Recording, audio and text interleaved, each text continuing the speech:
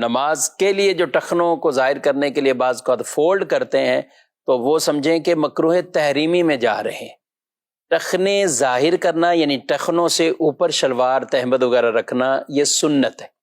اگر کوئی نیچے رکھتا ہے اور تکبر وغیرہ کی نیت نہیں ہے تو یہ خلاف سنت مکروہ تنزیہی عمل ہوا، نماز ہو جائے گی۔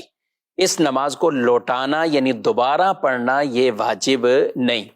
لیکن اگر کوئی شخص اس کی جگہ ٹخنے ظاہر کرنا یعنی ٹخنوں سے اوپر شلوار رکھنے کے لیے نیفے سے فولڈ کرتے ہیں، اور اسی طرح بعد پینٹ کو نیچے سے فولڈ کرتے ہیں اور ان کو ٹخنوں سے اوپر لے آتے ہیں، تو یہ جو فولڈ کرنا ہے نا، یہ مکروہ تحریمی عمل ہے۔ رسول اللہ صلی اللہ علیہ وآلہ وسلم کی حدیث مبارکہ ہے کہ مجھے حکم دیا گیا ہے کہ 7 ہڈیوں پر میں سجدہ کروں۔ مجھے حکم دیا گیا 7 ہڈیوں پر سجدہ کروں۔ وہ 7 ہڈیاں کون سی ہیں؟ 2 یہ ہاتھ، گھٹنے، 2 پاؤں اور یہ پیشانی۔ پیشانی کا لگنا زمین پر یہ فرض، اور ناک کا لگنا، ناک کی ہڈی کا لگنا یہ واجب۔ تو یہ 7 ہڈیاں ہوئیں۔ فرمایا مجھے حکم دیا گیا 7 ہڈیوں پر سجدہ کروں اور اپنے بالوں اور کپڑوں کو نہ سمیٹوں۔ بال بھی یعنی جیسے چٹیا وغیرہ یا اس طرح کو بنانا، کپڑے بھی نہ سمیٹوں۔ تو یہ کپڑے جو فولڈ ہوتے ہیں، جن کو شلواروں کو بطور خاص نیفے سے فولڈ کیا جاتا ہے، تو یہ ٹھیک عمل نہیں ہے، یہ مکروہ تحریمی ہے۔ اسی طرح پینٹ اگر کوئی نیچے سے بھی فولڈ کرتا ہوا اوپر رکھ لیتا ہے تو یہ بھی مکروہ تحریمی عمل ہے۔ وہ نماز کو واجب الاعادہ بنا دیں گے، یعنی وہ نمازیں واجب الاعادہ ہو جائیں گی، ان کو دوبارہ پڑھنا واجب ہو جائے گا۔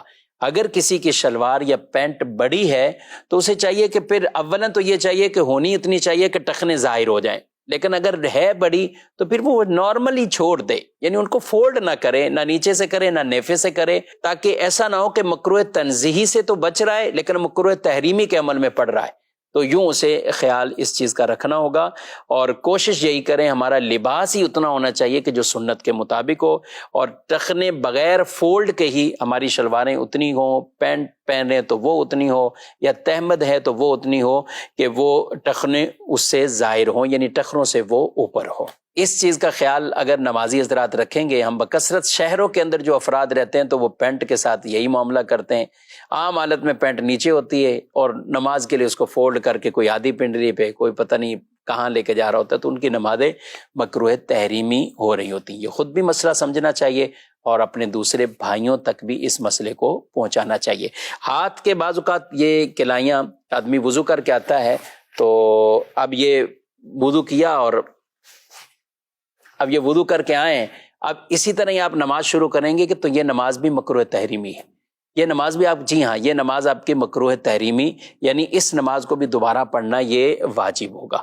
ہاں کوئی ایک آدھا بل ہوتا ہے بعض اوقات وہ رہ جاتا ہے ان آستینوں کا، تو اس سے نماز مکروہ تحریمی نہیں ہوتی۔ اب مثال کے طور پہ یہ ہیں، اب کسی کی یہ ایک بل ہے اور یہ ہاف کلائی تک بھی نہیں ہے، یعنی آدھی کلائی سے تک، آدھی کلائی سے کم ہے، تو یہ معافی کی صورت ہے، یہ عف ہے، یہ معاف ہے۔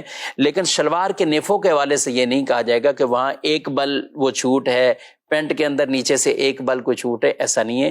یہ صرف یہ جو حکم ہے یہ کلائیوں اور ان بازوں کے حوالے سے، کیونکہ عام طور پہ وضو کے بعد کچھ نہ کچھ یہ کپڑا ایسے فولڈ رہ جاتا ہے، لیکن جو نیچے ہی نہیں کرتے اور یہاں تک چڑھا ہوا ہے اور اسی طرح آگے نماز شروع کر دی، تو ان کی نماز بہرحال مکروہ تحریمی واجب الاحدہ ہو رہی ہوتی ہے۔